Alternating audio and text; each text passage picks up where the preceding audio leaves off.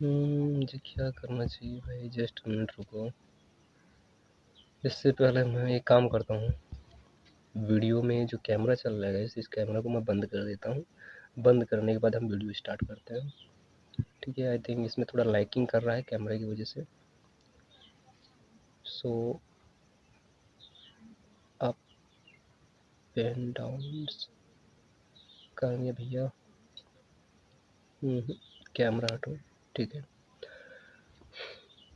चलिए गाइस, बात करेंगे इस सिद्धांत में हम कौन कौन सी मेन इम्पोर्टेंट है बातें। आपने टाइटल देख ही लिया है कि हम बात कर रहे हैं क्रिस्टालर और लॉस के केंद्रीय स्थल सिद्धांत के बारे में। तो मैं आपको इसमें बता दूं, जो केंद्रीय स्थल सिद्धांत होता है इसका मतलब क्या होता है। देखिए, केंद्रीय का मतलब होता है जो केंद्र में हो, बीच में हो। स्थल का मतलब होता है स्थान, वह स्थान जो बीच में होता है। लेकिन बीच में होता है किसके बीच में होता है? तो आसपास के तमाम सारे छोटे जो भी क्षेत्र हैं या कस्बे हैं या कोई गांव है, उनको सेवाएं कौन देता है? सेवाएं, सुविधाएं विभिन्न प्रकार की वो एक केंद्र देता है। ठीक है, तो यही है केंद्रीय स्थल सिद्धांत। इसके विषय में हम इसकी पीछे का इतिहास देखते हैं थोड़ा बहुत। इसके बाद हम ये सभी टॉपिक आपको जो डायग्राम में आपको दिख रहे हैं इन सब पे बारी बारी से एक एक करके हम डिस्कशन करेंगे। ठीक है, तो देखिए, बात कुछ ऐसी है कि दक्षिण जर्मनी में क्रिस्टालर महोदय जो नगरों का स्थानीयकरण है उनके प्रतिरूप का यह अध्ययन कर रहे थे। इस दौरान उन्होंने इस अध्ययन के दौरान एक कल्पना या परिकल्पना उनके माइंड में आती है, केंद्रीय स्थल सिद्धांत। वो इस केंद्रीय स्थलों के विवरण को षटकोणीय आकार पदानुक्रमित के अनुसार व्यवस्थित करते हैं। ठीक है, फिर अपना सिद्धांत आगे बढ़ाते हैं। तो मैं इन सब पे पहले डिस्कशन करूं।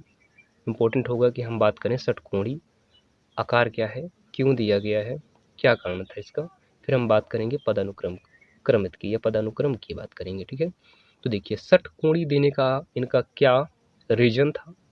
तो आप पहला जो डायग्राफ यहाँ पे दिख रहा है आपको, ठीक है, इसमें क्या है कि अगर कोई स्थान है, केंद्रीय स्थल है, जो अपने आसपास के क्षेत्रों को सेवाएं दे रहा है।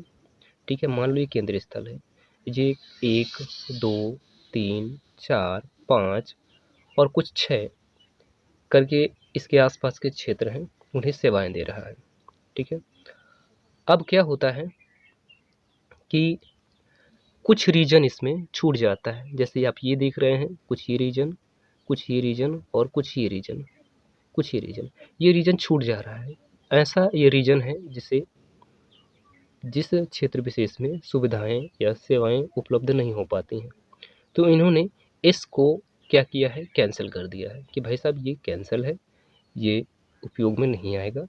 दूसरा, इन्होंने इन जो भी खाली स्थान है जहाँ पे सुविधाएं नहीं पहुँच पा रही हैं इस केंद्र के द्वारा, ना तो इस केंद्र के द्वारा पहुँच पा रही है, ना इस केंद्र के द्वारा पहुँच पा रही है, तो उन्होंने इन सुविधाओं को वहाँ तक पहुँचाने के लिए कुछ इस प्रकार का एक मॉडल तैयार किया, जिसमें हुआ क्या कि ओवरलैप्स कर रही हैं। कुछ इस वाले रीजन के क्षेत्रों को ये अपने रीजन के द्वारा सेवाएं दे रही हैं या सुविधाएं उपलब्ध करवा रही हैं। कुछ ये रीजन भी इसी प्रकार ओवरलैप कर रहा है, इसका रीजन इस वाले रीजन में मिल रहा है और इसका रीजन इस वाले रीजन में मिल रहा है। तो इन्होंने कहा है कि एक विलग प्रदेश होना चाहिए, एक अलग होना चाहिए उसे। ठीक है, जिससे ओवरलैपिंग की समस्या ना हो और कोई जगह या कोई ऐसा अनसर्व्ड एरिया ना छूट जाए। तो इसके लिए उन्होंने एक दूसरा आकार चुना जिसे हम षटकोण कहते हैं।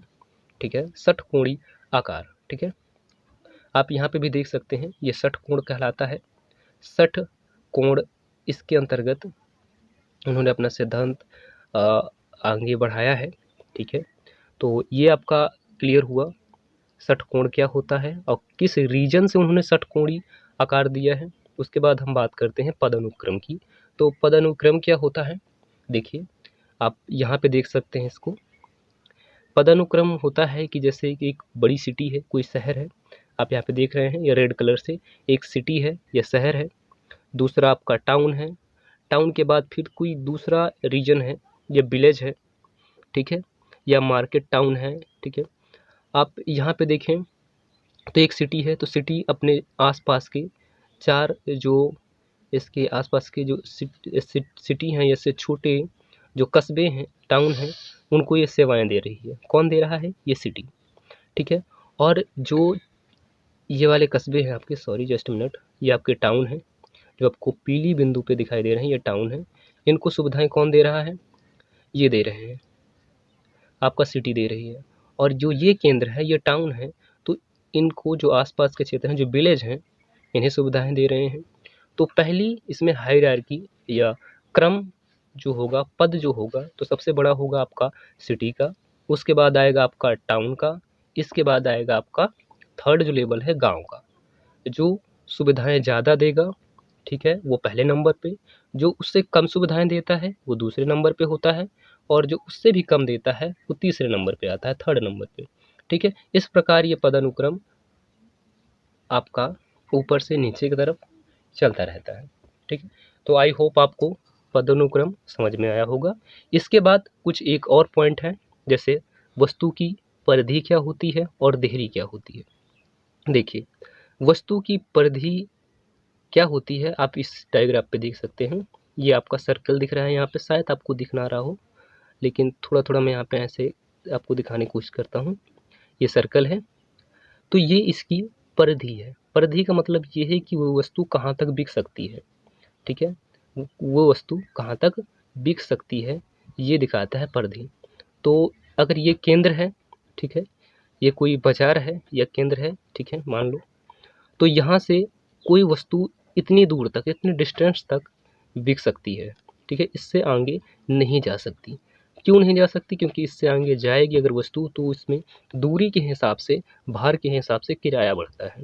उन्होंने कहा है कि दूरी और भार के हिसाब से किराया भी बढ़ता है। तो ज़्यादा दूर जाएगी अगर कोई वस्तु लेके जाया जाएगा, तो दूरी भी बढ़ेगी, और ले जाने पर दूरी बढ़ने की वजह से किराया भी बढ़ेगा, परिवहन लागत ज़्यादा लगेगी, जिससे ये वस्तु इधर नहीं बिक पाएगी। ये एक सर्कल के अंतर्गत रहेगी, एक परिधि के अंतर्गत रहेगी, तो यही वस्तु की परिधि है। देहरी का क्या मतलब है? देहरी का मतलब है कि कोई वस्तु, अगर आप 500 रुपए की कोई वस्तु लाते हैं, और उसे अगर आप 500 या 600 या 700 कुछ रुपए में अगर आपको फ़ायदा ना मिल रहा हो, तो उस वस्तु को लेना कोई फ़ायदेमंद नहीं होगा, उसे बेचना कोई फ़ायदेमंद नहीं होगा। तो एक वस्तु अपनी उस स्थिति में बनी रहे, ठीक है, उसका व्यापार चलता रहे, निरंतर रहे, उसके लिए ज़रूरी है कि उसकी जो वैल्यू है, उतनी जो कीमत है, उतनी मिल जाए, घाटे में ना जाए, ठीक है। देहरी का मतलब होता है कि एक ऐसी लाइन, अगर आप इधर जाएंगे तो घाटा होगा, ठीक है, अगर आप इधर जाएंगे तो फ़ायदा होगा। तो हमेशा फ़ायदे में, थोड़े बहुत फ़ायदे में रहना चाहिए, ताकि अगर घाटे में ना जाएं। अगर घाटे में जाएंगे तो फिर वो जो आप काम कर रहे हैं वो ही बंद हो जाएगा, ठीक है, वो वस्तु बिकनी बंद हो जाएगी। तो ये वस्तु की एक देहरी है, एक सीमा है, जिससे अगर आप घाटे में गए तो वस्तु बिकनी बंद हो जाएगी, आप उसे बेचेंगे नहीं, तो यही देहरी होती है, ठीक है। आई होप आपको समझ में आया होगा। अब हमने क्या क्या बात करी? हमने षटकोणीय आकार की बात कर ली, हमने क्यों दिया है, हमने पदानुक्रम की बात कर ली, इसके बाद हमने बात करी है वस्तु की परिधि क्या होती है, वस्तु की देहरी क्या होती है। अब हम बात करते हैं कुछ इनकी मान्यताएं हैं। तो मान्यताओं की बात करते हैं, क्या मान्यताएं हैं, देखिए। इन्होंने कहा है कि भौगोलिक दृष्टि से समरूप क्षेत्र होना चाहिए, अर्थात समरूप क्षेत्र हो, समतल मैदान हो, ठीक है, इसकी इन्होंने धारणा की है या कल्पना की है। इन्होंने क्या कहा है कि संसाधन समान रूप से वितरित है, जनसंख्या समान रूप से है, उत्पादन भी समान रूप से हो रहा है, उपभोक्ताओं का वितरण लगभग समान रूप से है, ठीक है। इन्होंने पहली जो इनकी मान्यता है ये रही।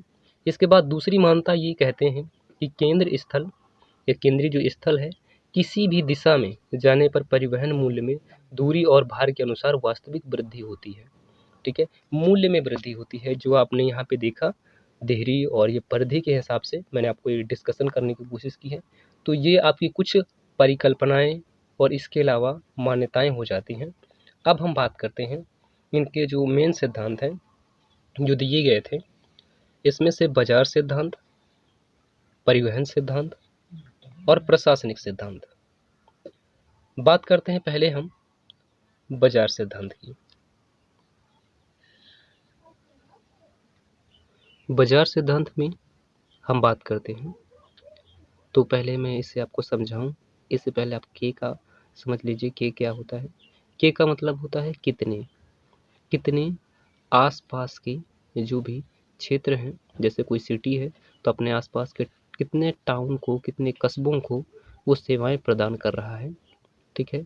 ये होता है, ये आपको बताता है के बराबर 3 का मतलब होता है कोई केंद्र स्थल है, जैसे ये केंद्र स्थल है, ये अपने आसपास के 3 क्षेत्रों को सेवाएं या सुविधाएं दे रहा है, ठीक है। जो ये 3 है, तो ये 3 आता कैसे है बताता हूँ आपको। देखिए, यहाँ से अगर हम एक लाइन ऐसे खींचेंगे, ठीक है, इससे मिलाएंगे, एक लाइन यहाँ पे इससे मिलाएंगे, यहाँ से मिलाएंगे, एक लाइन यहाँ से मिलाएंगे, और ये लाइन जब मिला दें तो एक प्रकार का ये क्या बन जाएगा, एक अगला षटकोण की तरह ये बन जाता है, ठीक है। मैं आपको समझाने की कोशिश करता हूँ यहाँ पे रफ में, ठीक है, ताकि आपको बहुत बेहतरीन और अच्छे तरीके से समझ आ जाए। तो चलिए अब हम रफ में लेके चलते हैं आपको। देखिए, आप यहाँ पे देख सकते हैं ये षटकोण है। इस षटकोण में जैसे कि आप यहाँ पे देख रहे हैं, सेम टू सेम यही षटकोण हमने यहाँ पे बना रखा है आपको समझाने के लिए। देखिए कैसा क्या है कि जो ये आसपास के जो भी ये केंद्र हैं, ये मेन केंद्र है आपका, सेंट्रल है, ये 1/3 इसका, 1/3 इसका, और सभी का 1/3 हिस्से को ये सेवाएं, ठीक है, सुविधाएं प्रदान कर रहा है। तो हम क्या करेंगे, हम यहाँ पे देखते हैं 1/3, 1/3, 1/3, 1/3, 1/3 और 1/3, अर्थात यहाँ पे 6 ऐसे केंद्र हैं जिनको सुविधाएं ये अकेला केंद्र दे रहा है, ठीक है। अब हम क्या करेंगे, इन्हीं को हम पहले इसमें लासा लेते हैं तो 3 आता है, इसे जोड़ देंगे तो आपका 6 आएगा। जब आप काटेंगे 3 से तो 3 दूनी 6 आ जाएगा, और ये जो एक यहाँ पे रह जाता है, ये एक इसका केंद्र होता है। इस केंद्र बिंदु जो आपका ये खुद का क्षेत्र है, ये सेवाएं देता है, इसे हम जोड़ देते हैं तो 2 1 3 हो जाता है। तो के बराबर यहाँ पे 3 है यहाँ पे, ठीक है। आई होप आपको ये बाजार सिद्धांत में ये क्या था आपको ये समझ में आया होगा। चलिए अब लौटते हैं अपने उसी विषय पर। इसमें जो के है, के की वैल्यू आपकी बढ़ती कैसे, देखिए 1 हो, 3, 3 त्रिकाई 9, अन्नतियाँ 27 और 27 तिको 81, इस क्रम में ये बढ़ती चली, ठीक है। हाँ, 3 अगर यहाँ पे केंद्र हैं, अर्थात कोई एक 3 केंद्र हैं, तो 3 केंद्र, 1 जैसे 2 और ये 3 हो गया, ठीक है, या ये ही 3 हो गया। तो ये क्या करते हैं, आपस के या आसपास की 9 को सुविधाएं और सेवाएं उपलब्ध करवाएंगे। अगर 9 केंद्र है तो 27 को करवाएंगे, अगर 27 है तो 81 को, ठीक है। इस प्रकार से ये क्रम चलता है। ये बाकी K3 की, अर्थात बाजार सिद्धांत की। अब बात करते हैं हम परिवहन सिद्धांत के बारे में। देखिए परिवहन सिद्धांत में क्या है, ठीक है, फिर से हम चलते हैं, ठीक, उसी पे रफ कॉपी में आपको समझाने के लिए। इसमें होता क्या है कि हम इस बिंदु को ऐसे और इसे हम इस साइड से क्लियर करते हैं। तो चलिए मैं आपको रफ में लेके चलता हूँ, फिर आपको बता रहा हूँ। देखिए जैसा कि आप यहाँ पे देख पा रहे हैं, ये आपका षटकोण है, एक केंद्र है। ये केंद्र अपने आसपास के जो भी केंद्र हैं इनको सेवाएं और सुविधाएं उपलब्ध करवाता है, ठीक है। कितने भाग को उपलब्ध करवाता है, तो 1/2, ठीक है, 1/2, 1/2, 1/2, 1/2 और 1/2 इनको सेवाएं सुविधाएं उपलब्ध करवाता है, ठीक है। अब हम बात करते हैं कि कैसे। तो देखिए यहाँ पे क्या है, 1/2, 1/2, 1/2, 1/2, 1/2, 1/2, इसे रखेंगे आप, और आप इनका जब लासा लेंगे तो 2 आएगा, सभी को जोड़ेंगे तो आपका 6 आ जाएगा, 6/2। अब जब 2 को 6 से काटेंगे तो 3 आ जाएगा, और 3 + 1, ये 1 कौन सा है, 1 आपका ये स्वयं का खुद का एक केंद्र है जो खुद की सेवाएं दे रहा है, तो नंबर 1 ये जुड़ जाएगा इसमें। तो यहाँ पे आ जाता है k की वैल्यू 4, अर्थात जो परिवहन सिद्धांत में होता है तो ये आसपास के 4 जो आपके रीजन हैं उन्हें जोड़ता है, ठीक है, उन्हें सेवाएं सुविधाएं उपलब्ध करवाता है। ठीक, चलिए अब चलते हैं मेन टॉपिक पे अपने, जहाँ पे हमने देखा था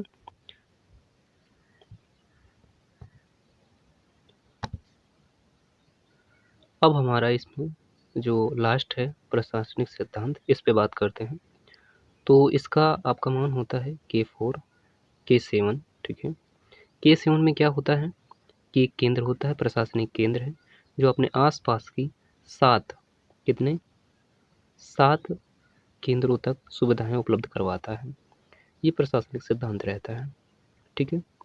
चलिए अभी हम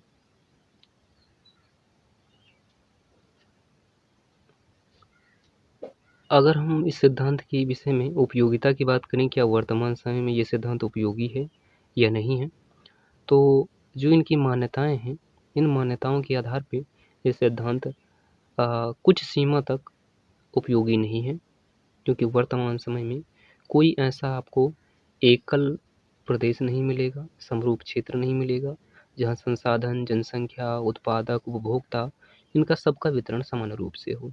इस आधार पे इनकी सिद्धांत की आलोचना भी की जाती है, ठीक है।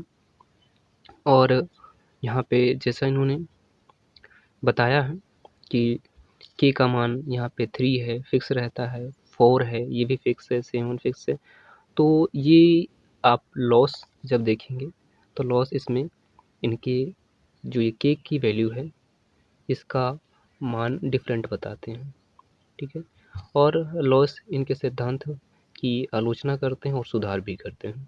तो आगे वीडियो जब हम बात करेंगे लॉस के सिद्धांत की, उस पर हम चर्चा करेंगे क्या इसमें कमियां रहीं, क्यों उन्होंने अपना सिद्धांत दिया, क्या क्या विशेषताएं बताई हैं उन्होंने।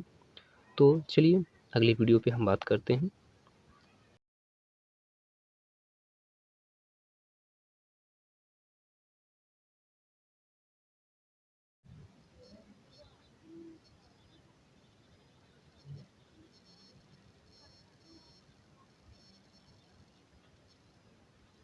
कौन सा टॉपिक हमारा रह जाता है इस पे, अभी एक काम करते हैं। देखिए हमारा कौन सा टॉपिक, इसी तीसरे वाले पॉइंट में हमने क्रिस्टालर महोदय के द्वारा दिया गया सिद्धांत कवर किया है। अब हम लॉस के बारे में बात करेंगे। लॉस महोदय ने, अगस्टस लॉस नाम था पूरा नाम इनका, तो इन्होंने जो सिद्धांत दिया है, अब देखिए हम ये सिद्धांत के बारे में इसका अर्थ बता चुके हैं आपको पहले। अब हम बात करेंगे क्या इम्पोर्टेंट है ये सिद्धांत, ठीक है, क्या इसका कंसेप्ट है वो क्लियर करेंगे।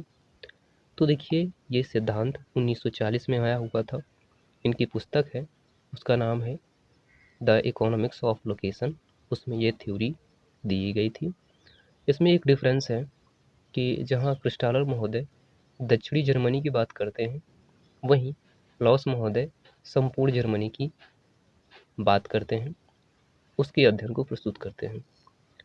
देखिए इनके प्रॉफिट इमेजिनेशन थ्योरी इनके सिद्धांत का नाम दिया जाता है, और इसी सिद्धांत को मार्केट सेंट्रिक अप्रोच कहा जाता है। देखिए प्रॉफिट इमेजिनेशन थ्योरी, माफ करिए, ये क्यों इसका नाम दिया जाता है, क्योंकि यह सिद्धांत प्रॉफिट पे बेस था, प्रॉफिट आधारित था, लाभ आधारित था। जिस क्षेत्र में जहाँ ज़्यादा लाभ मिलेगा, जो आपके केंद्र हैं, जो सेंटर हैं, उस तरफ ज़्यादा झुकाव रखेंगे, ठीक है। और कोई फर्म है अगर स्थापित होती है तो वहाँ स्थापित होती है जहाँ पे लाभ और हानि के बीच गैप ज़्यादा होता है, क्योंकि वहाँ पे लाभ आपको ज़्यादा मिलेगा। जहाँ पे लाभ की संभावना होगी तो वहाँ पर कोई कंपनी या फर्म स्थापित होती है। तो इसकी भी ये बात करते हैं। अब मार्केट सेंट्रिक अप्रोच का मतलब ये है कि कोई भी उपभोक्ता है तो वो उस मार्केट की तरफ जाना चाहता है जहाँ पे उसका धन कम खर्च हो और उसकी आवश्यकता की पूर्ति आसानी से हो जाए, ठीक है, कम पैसे में हो जाए। आई होप आपको ये लाइन क्लियर हुई। इसके बाद हम बात करते हैं के। जो के का मान है, क्रिस्टालर महोदय के सिद्धांत में हमने देखा है पहले कि 3, 4 और 7 तक केंद्रित था, जबकि लॉस महोदय का ये के का जो मान है 3, 4, 7, 12, 13, 19 ऐसे और बढ़ता जाता है, लेकिन जो मेन है तो आपके यही है, ठीक है। तो के का मान इसमें बदल सकता है, ठीक है, किसके अनुसार? लॉस के अनुसार, ठीक है। इसका जो ये के का मान यहाँ पे बताया रखा है, यहाँ पे हम इसे डिफाइन भी करते हैं, ठीक है, डिफाइन करते जाएंगे, डिफाइन करेंगे, लेकिन उससे पहले थोड़ा सा अभी हम इस फाइल लाइन को देख लेते हैं क्या लिखा हुआ है। कह रहे हैं कि कैसे और क्यों लोग विशेष क्षेत्र में बसे होते हैं और वहाँ बाजार, शहर, सुविधाएं कैसे विकसित होती हैं, इस पे बात करता है ये सिद्धांत। शहर कोई बाजार कैसे विकसित हुआ है, शहर कोई कैसे विकसित हुआ है, सुविधाएं वहाँ पे आई हैं तो किस कारण से आई हैं, ठीक है, इस पे बात हम यहाँ पे करेंगे। इसके अनुरूप कुछ पहले मान्यताएं देख लेते हैं, फिर उसके बाद हम इसी टॉपिक को इस साइड की जो स्लाइड आपको दिख रही हैं इनके माध्यम से समझने की कोशिश करेंगे, ठीक है।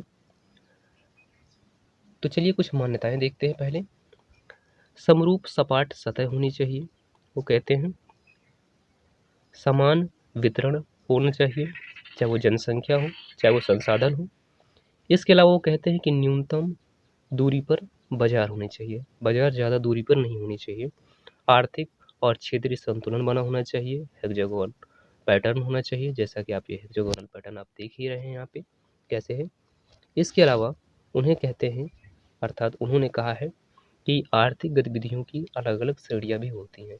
कोई दूसरी गतिविधि हो रही है तो कोई एक ही श्रेणी की गतिविधि नहीं हो रही है वहाँ पे, ठीक है। ये बात आपको क्लियर हुई होगी इनकी मान्यताओं के बारे में, जो ये मान्यताएं पहले से रखते हैं। इसके बाद हम बात करते हैं, थोड़ा सा पहले इसे डिफाइन कर लेते हैं, इसके बाद हम ये जो आपका थ्योरी का मेन पोर्शन है इसे कंप्लीट करेंगे। तो पहले इसे देख लेते हैं। देखिए इनके सिद्धांत को डिमांड कौन प्रिंसिपल भी कहा जाता है। ऐसा क्यों?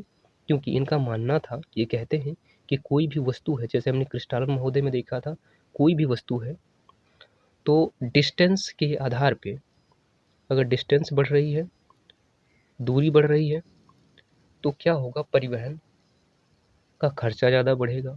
परिवहन का ज़्यादा खर्चा बढ़ेगा तो लोग इस बिंदु से कहीं इस तरफ नहीं जाना चाहेंगे। क्यों? क्योंकि इस वस्तु की जो आप परास देख रहे हैं, ठीक है, परिधि देख रहे हैं, ये जो परिधि आपको दिख रही है, इस परिधि के अगर इस तरफ जाना है या इस तरफ जाना है, इसका मतलब है ज़्यादा खर्च करना है और हानि अपने लिए उठानी है।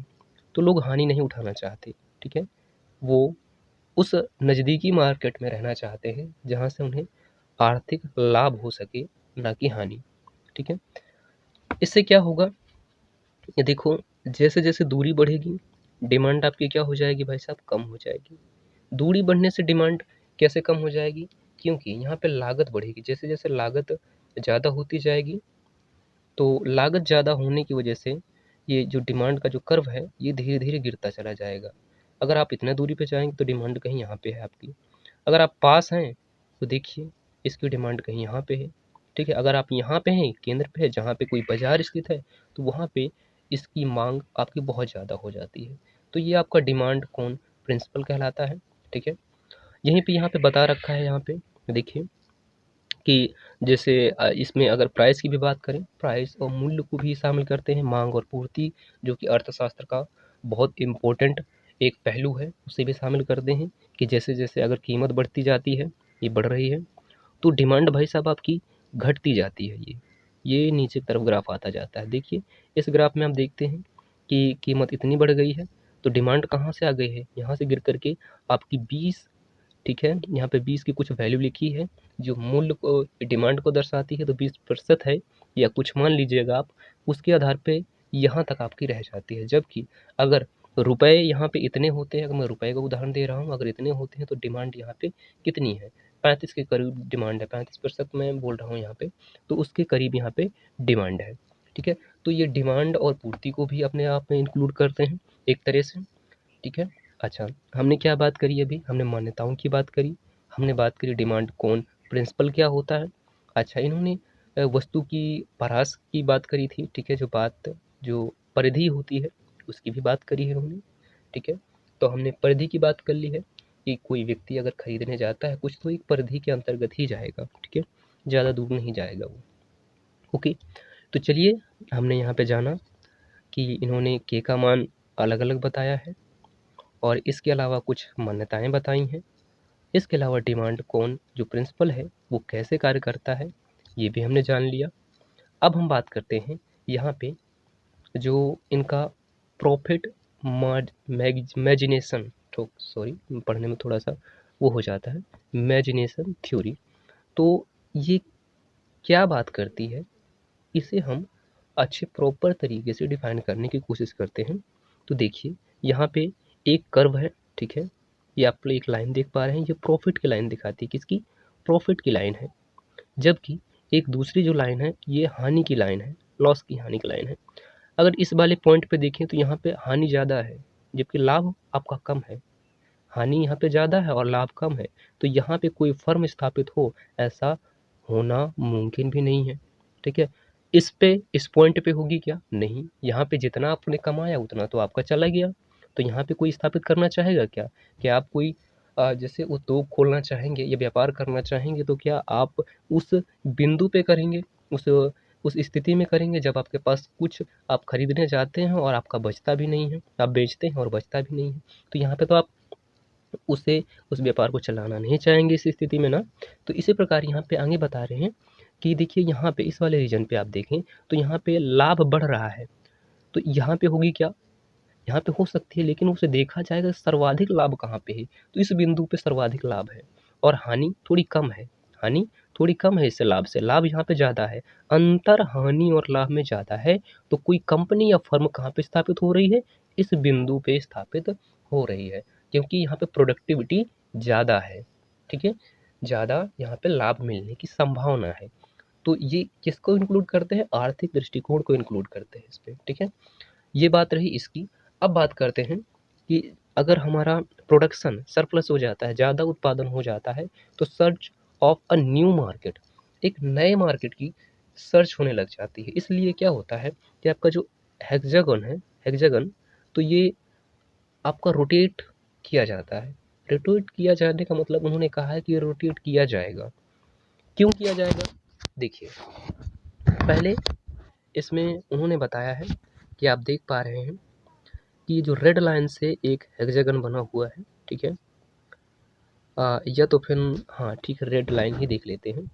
तो इस रेड लाइन से जो बना हुआ है तो ये पहले का था, पूर्व का था। ठीक है, जिसमें आपके 1 2 3 4 5 6 6 यहाँ पे केंद्र हैं जिनको एक केंद्र सेवाएं प्रदान कर रहा है, सुविधाएं दे रहा है। ठीक है, वस्तुएं पहुंचा रहा है। जबकि अगर इन्हीं क्षेत्रों में बात करें, अगर डिमांड यहाँ पे कम हो जाती है, ठीक है, डिमांड है लेकिन उत्पादन ज़्यादा हो जाता है, क्या सरप्लस में हो जाता है, तो यही बाजार, यही केंद्र एक नए बाजार की खोज करने लग जाता है। तो उसे वो नए बाजार की खोज कुछ यहाँ करता है, जैसे यहाँ पे, यहाँ पे और यहाँ पे, यहाँ, यहाँ और यहाँ, ये क्या है, नए बाजार हैं।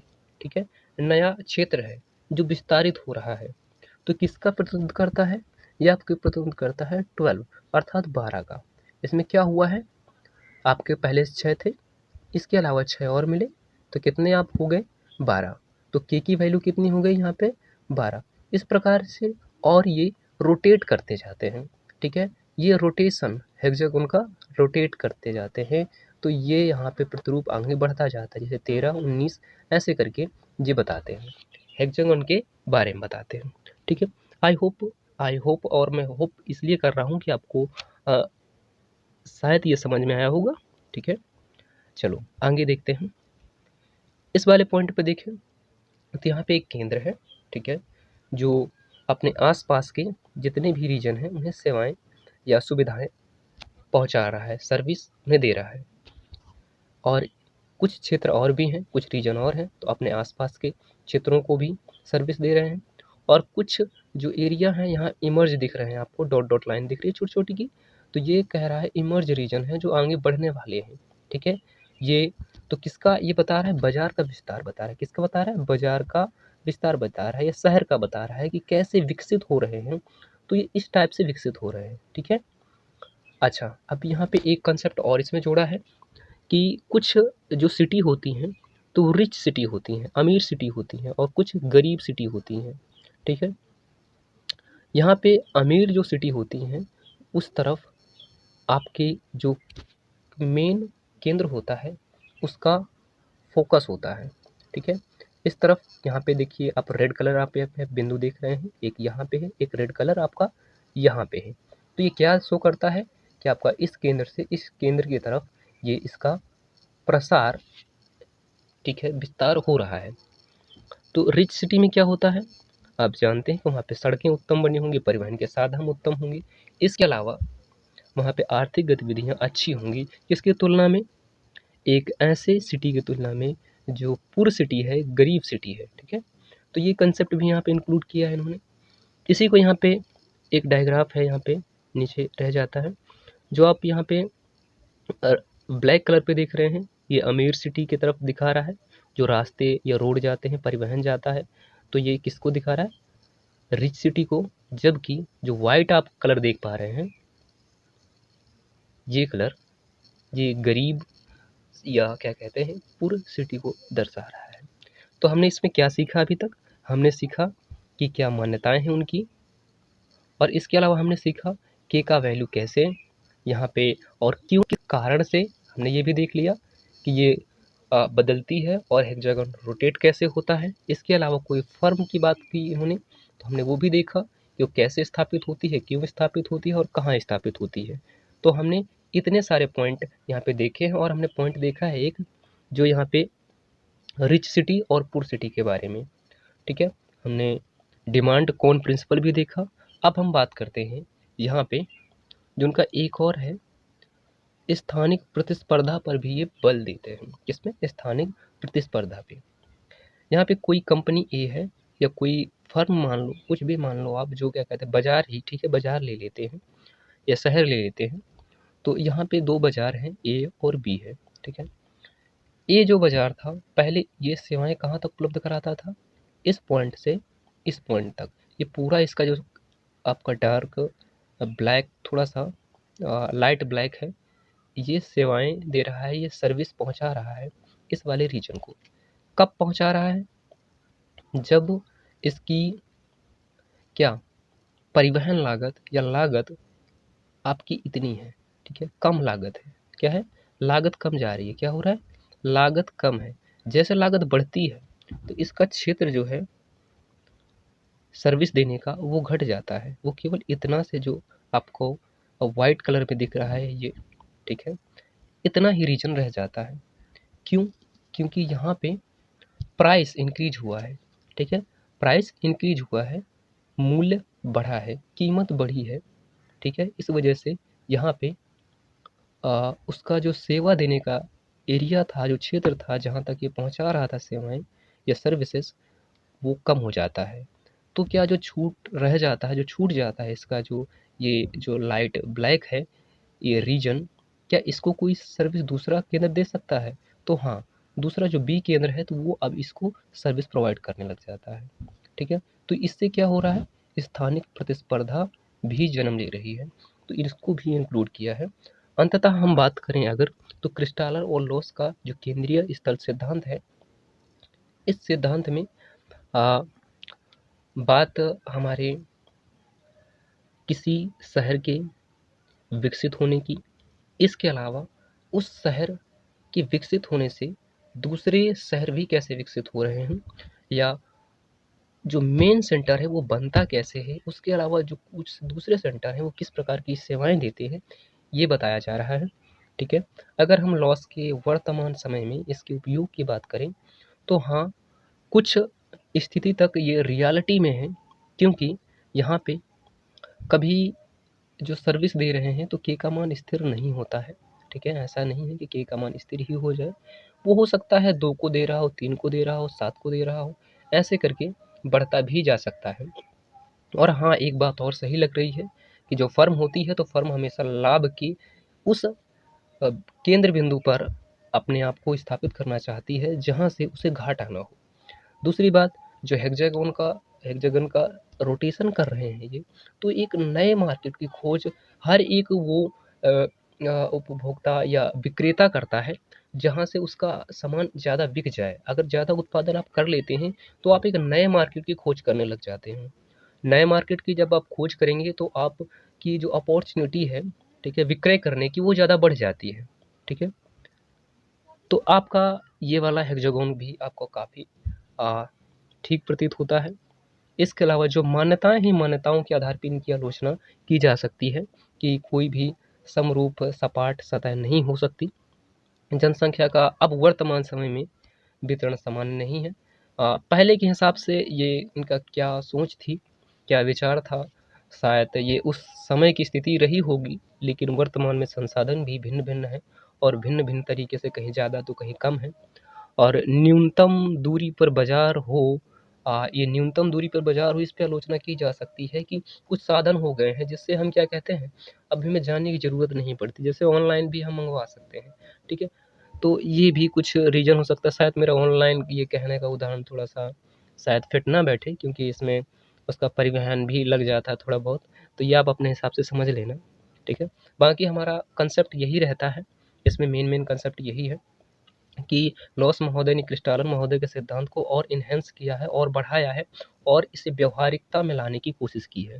ठीक है, तो ये आपका सिद्धांत रहा लॉस महोदय का। ठीक है, आगे हम बात करेंगे नंबर पॉइंट 4 नंबर की बात करेंगे, पॉइंट नंबर 4 की बात करेंगे, जिसमें पेरू और बुडे बिले भी कहते हैं, बुदे बिले इसमें लिखा हुआ है, तो ये भी कहते हैं, इनका ग्रोथ पोल और ग्रोथ सेंटर थ्योरी है, उस पर भी बात करेंगे, बहुत आसान है। अगली वीडियो पे हम उसे भी एक चर्चा का बिंदु रखेंगे, एक चर्चा का विषय बनाएंगे।